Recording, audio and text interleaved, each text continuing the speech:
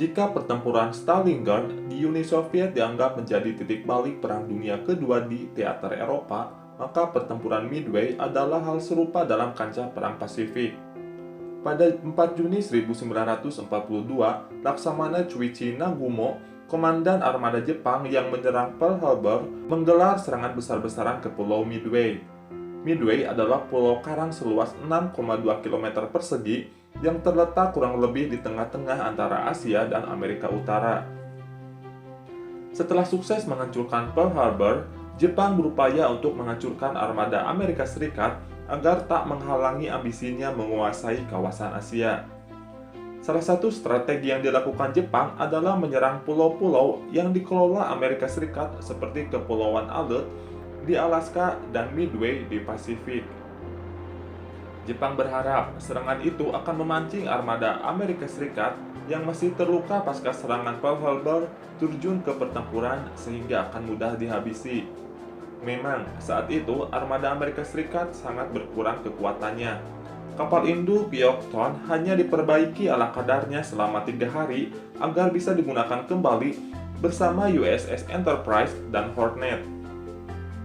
Ketiganya adalah kapal induk yang tersisa setelah Pearl Harbor diluluhlantahkan Jepang pada 7 Desember 1941. Pada 4 Juni 1942 pagi, Laksamana Nagumo menggelar serangan perdana dengan mengirim 108 pesawat tempurnya.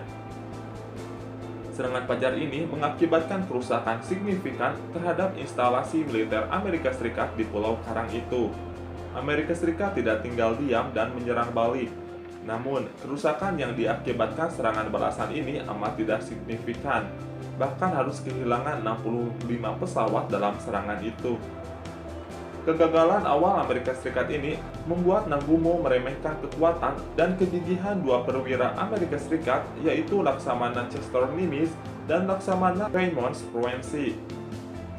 Nagumo juga selalu memperhitungkan taktik dengan mengirimkan gelombang kedua serangan pesawat pengebom untuk menyelesaikan apa yang dia pikir sebagai sisa-sisa armada Amerika Serikat. Padahal Amerika Serikat berhasil menyembunyikan keberadaan armadanya setelah berhasil mengetahui posisi dan rencana Angkatan Laut Jepang terhadap Midway. Alhasil, dalam serangan berikutnya yang menggunakan 55 pesawat pengebom Tukik menuai hasil luar biasa.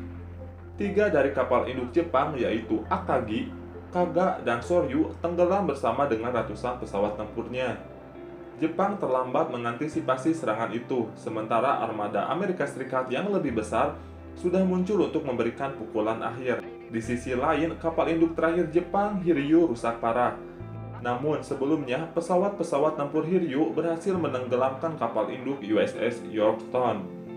Saat pertempuran berakhir, sebanyak 3.057 personel Angkatan Laut Jepang tewas, masing-masing di kapal induk Akagi 267 orang, Kaga 811 orang, Horyu 392, dan Soryu 711 orang. Sementara kapal perusak berat Mikuma tenggelam dengan korban mengakibatkan 700 orang tewas. Sedangkan kapal perusak Mogami mengalami kerusakan berat dengan korban 92 orang tewas. Tak hanya itu, 322 pesawat tempur Jepang hancur dalam pertempuran itu.